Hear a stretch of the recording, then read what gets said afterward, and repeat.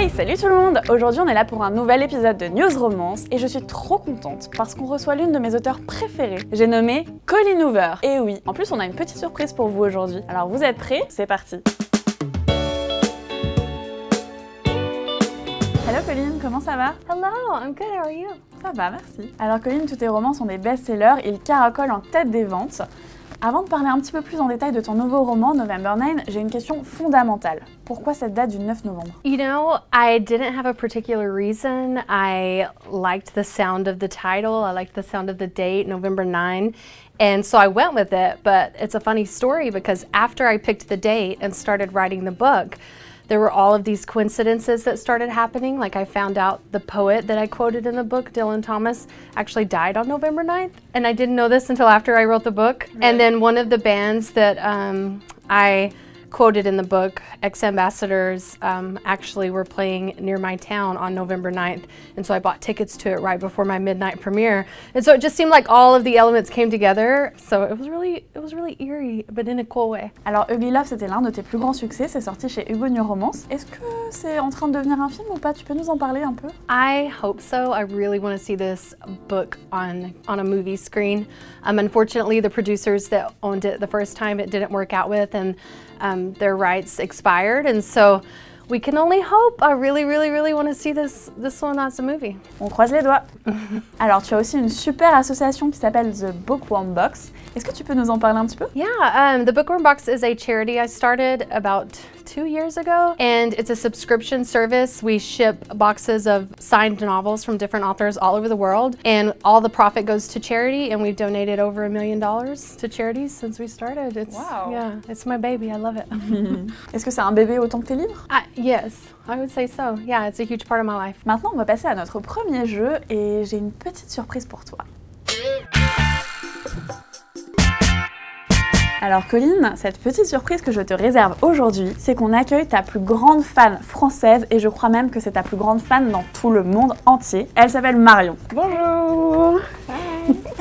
Alors Marion, aujourd'hui ça va être à toi de faire le jeu avec Colleen. Ça s'appelle le pitch. Tu vas lui lire 3 pitchs de 3 romans différents et Colleen devra deviner de quel roman il s'agit. Une jeune femme tombe folle amoureuse d'un pilote d'avion qui ne jure que par les aventures sans lendemain. Ils décident de se voir que pour le sexe, avec 2 seules règles.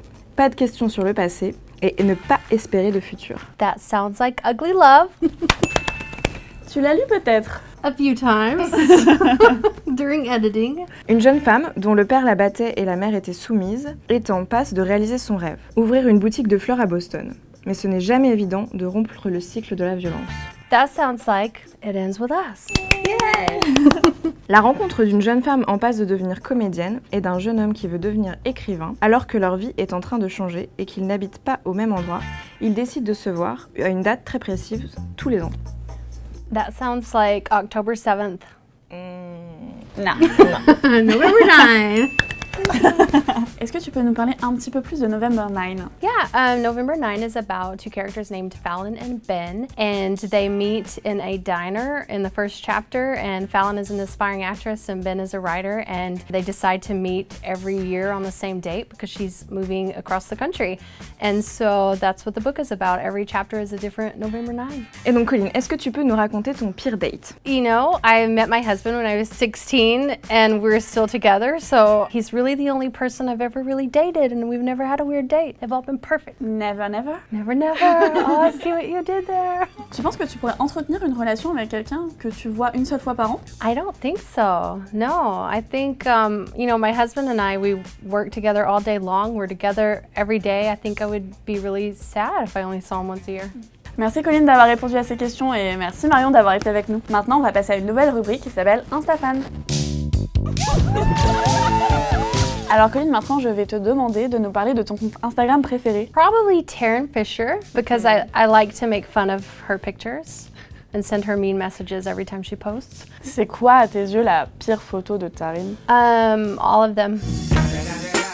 Bon allez, un peu plus sérieusement maintenant Colleen, t'aurais pas un autre compte à nous présenter? My son, my middle child, his birthday's today, happy birthday. He has an Instagram account that is very weird. and his name is Kel, and it's called Kel Stares, and he just stares at the camera. In different places, he just stares for like 10 or 15 seconds and never laughs, and stares with different people, and I just find it hilarious. Donc en fait, les regards qui tuent, c'est un peu de famille, non? Yeah, but I think he came up with it first before I came up with the Coho Death Stare, honestly. He's my inspiration. Tu nous en fais un petit? Maintenant, on passe à What Comes Next.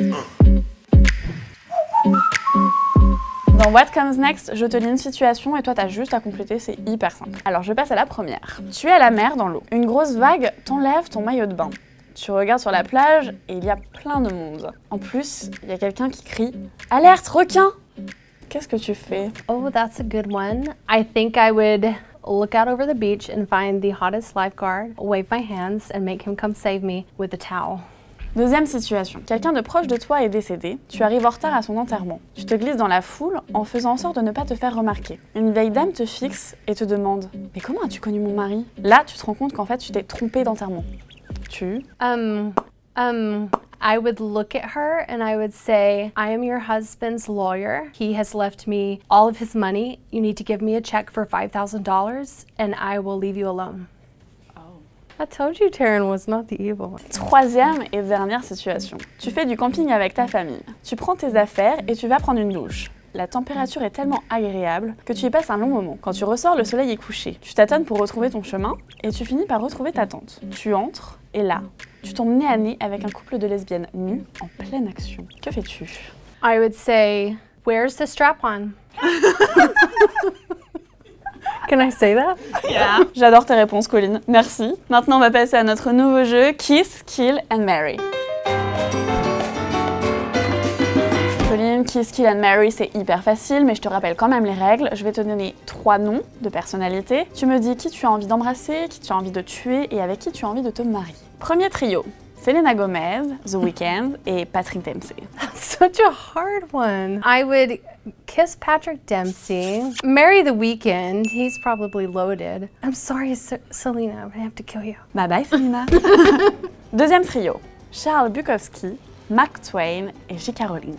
Okay, that's an easy one. I would kill Charles Bukowski because he's kind of a, can I say asshole? He's an asshole. I would kiss Mark Twain because I would want to thank him for all his wonderful literature that he's given us. And I would marry J.K. Rowling big time because she's amazing and I love her Twitter. But I've never read Harry Potter, I'm sorry. Quoi? T'as jamais lu Harry Potter? I'm on page 27 of the first book, but I've been on page 27 for a couple of years now.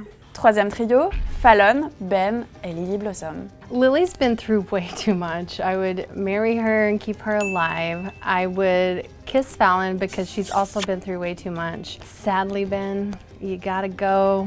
But it would be like a Romeo and Juliet kind of death, so I would just see you on the other side. Maintenant, on va passer à ton portrait chinois. Bon Colline, je pense que tu connais le portrait chinois, c'est vraiment le jeu le plus simple au monde. Je vais te dire par exemple, si tu étais un animal, tu serais... Giraffe. Pourquoi? Because they're really tall and they would get a great view of the world.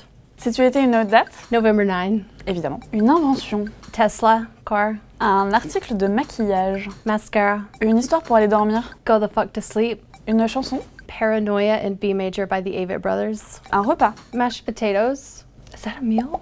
Un film? Oh Brother, Where Art Thou by the Coen Brothers. It's my favorite movie. Une émotion? None. Un mot? Silence. C'est la fin de cette émission, on va arrêter là parce que je commence à avoir vraiment très peur de Colline. Peut-être que tu as un mot à dire à tes lecteurs? Yes, thank you so much for reading my books. It gives me the opportunity to come to France and it's my favorite country. I love all of you, thank you so much. Bon ça va, ça rattrape un peu. Nous on se retrouve la semaine prochaine pour une nouvelle émission. D'ici là, n'hésitez pas à mettre des petits pouces bleus, des commentaires, partager et salut!